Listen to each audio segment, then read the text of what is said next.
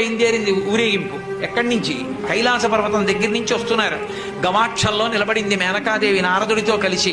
ఒక్కొక్కళ్ళు వస్తున్నారు. అబ్బా వెలిగిపోతున్నాడు, ఆయనేనా మా అల్లుడంది. కాదమ్మా, సూర్యుడు దిక్పాలకుల్లో ఉన్నాడు. ఆ వెనక వస్తున్నాడు. ఎవరో బాబాయ్ నల్లగా ఉన్నాడు, దున్నపోతే మీరు ఆయన ఎవరా?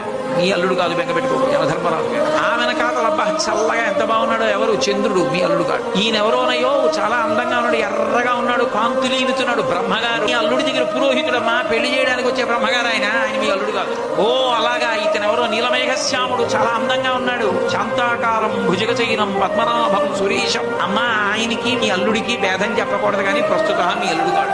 ఆయన వెళ్ళిపోయాడు, ప్రదోష వేళ అయిపోయింది. రాడు వెడుతూనే ఉంది ఊరేగింపు. వస్తున్నారు మగపెళ్లి వారు. అలా ఆఖరికి ఒక ఆయన వచ్చాడు. చుట్టూ భూత ప్రేత పిశాచాలున్నాయి, ప్రమదగణాలున్నాయి, మధ్యలో దిగంబరంగా తాండవం చేస్తూ వస్తున్నాడు. అడగలేదు మేనకాదేవి ఆయన అల్లుడా అని. నారదుడే చెప్పాడు, ఆయనే మీ అల్లుడమ్మా అని మెట్లు దిగి వెళ్ళిపోయాడు.